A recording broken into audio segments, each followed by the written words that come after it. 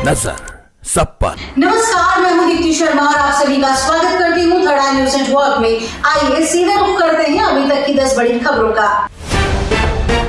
मुख्यमंत्री योगी आदित्यनाथ के निर्देश पर भर्ती परीक्षा पेपर लीक होने से रोकने और धांधली खत्म करने के लिए फुल प्रूफ इंतजाम करते हुए एक नई नीति जारी कर दी गई है। एक भर्ती परीक्षा कराने के लिए 4 एजेंसियों की अलग अलग जिम्मेदारी होगी। परीक्षार्थियों को अपने गृह मंडल के बाहर परीक्षा देने जाना होगा। निःशक्तों और महिलाओं पर यह प्रतिबंध लागू नहीं होता। 4 लाख से अधिक परीक्षार्थी होने पर 2 चरणों में परीक्षा होगी। रिजल्ट बनाने में धांधली रोकने के लिए आयोग और बोर्ड में ही OMR शीट की स्कैनिंग कराई जाएगी। दिल्ली सरकार की मंत्री आतिशी पानी के मुद्दे पर अनशन करने जा रही हैं। आतिशी राष्ट्रपिता महात्मा गांधी को नमन करने के बाद दोपहर 12 बजे से अनशन पर हैं। आतिशी ने साफ किया है कि उनका ये अनशन तब तक चलेगा जब तक कि हरियाणा से दिल्ली के हक का पानी नहीं मिल जाता। आतिशी ने कहा कि महात्मा गांधी के बताए रास्ते पर चलकर पानी सत्याग्रह करेंगी। गौरतलब है कि भीषण गर्मी के बीच दिल्ली में करीब 1 महीने से पानी का संकट बना हुआ है। आज अंतर्राष्ट्रीय योग दिवस है और देश की सुरक्षा के लिए तनमन से समर्पित भारतीय सेना के जवान भी इस दिन खास दिन को मना रहे हैं। रेगिस्तान की गर्मी हो या कच्छ के रण की उजाड़ भूमि या फिर सीमा पर ठंडी हवाओं का सामना करते हुए हमारे वीर जवान योग के जरिए अपने शरीर और मन को एक नई ऊर्जा से भर रहे हैं। सीमा पर तैनात जवानों ने ठंडी हवाओं के बीच योग करते हुए दिखाया कि योग कैसे हर परिस्थिति में सहारा देता है।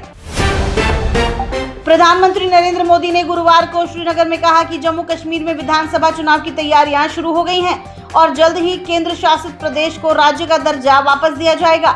श्रीनगर की अपनी 2 दिवसीय यात्रा के पहले दिन शेर-ए-कश्मीर इंटरनेशनल कॉन्फ्रेंस सेंटर में एक कार्यक्रम को संबोधित करते हुए ये बातें कही। इस दौरान पीएम मोदी ने जम्मू कश्मीर में हाल ही में हुए आतंकवादी हमलों का भी जिक्र किया और कहा कि शांति के दुश्मनों को सबक सिखाने में कोई कसर नहीं छोड़ी जाएगी। अमेरिका के पूर्व राष्ट्रपति डोनाल्ड ट्रंप ने गुरुवार को सुझाव दिया कि जो विदेशी छात्र अमेरिका से स्नातक की पढ़ाई करते हैं उन्हें आप अपने यहां अमेरिका में रहने और काम करने के लिए ग्रीन कार्ड मिल जाना चाहिए। ट्रंप ने कहा कि अमेरिका को दुनिया के बेहतरीन दिमाग वाले लोगों को यहां रोकने की जरूरत है। जो लोग यहां रुकना चाहते हैं उनके पास कोई अच्छी योजना है जिससे देश को फायदा हो सकता है तो उन्हें यहाँ रोकना चाहिए।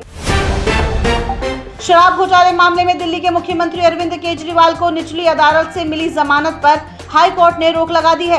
हाई कोर्ट ने मामले की सुनवाई तक जमानत पर रोक लगाई है। ईडी ने केजरीवाल की जमानत पर रिहाई के आदेश को दिल्ली हाई कोर्ट में चुनौती दी।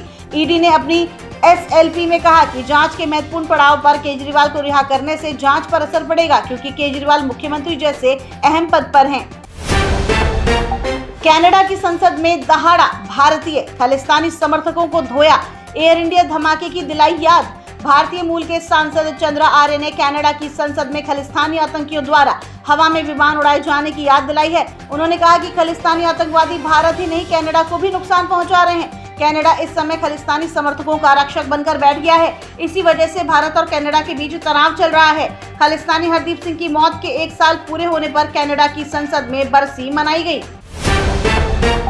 भारतीय मौसम विज्ञान विभाग ने बताया कि 11 जून से करीब 9 दिनों के अंतराल के बाद गुरुवार को मानसून विदर्भ, छत्तीसगढ़, उड़ीसा, उत्तर पश्चिमी बंगाल की खाड़ी, उप हिमालय, पश्चिम बंगाल और बिहार के कुछ हिस्सों में आगे बढ़ा है।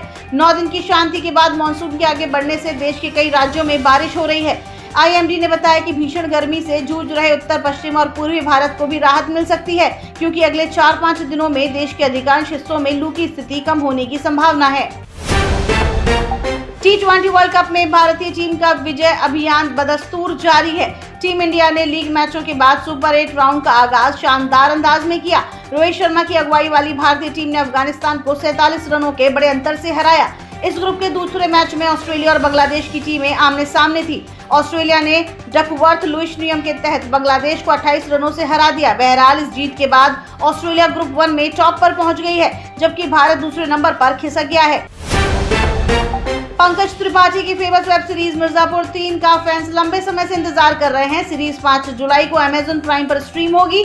अब सीरीज के तीसरे सीजन का ट्रेलर रिलीज हो गया है। फैंस मिर्जापुर 3 के ट्रेलर को काफी पसंद कर रहे हैं। इस बार भी शो में मिर्जापुर की कुर्सी को लेकर जंग देखने को मिलेगी।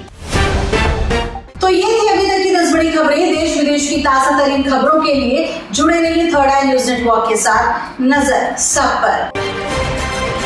नजर सब पर।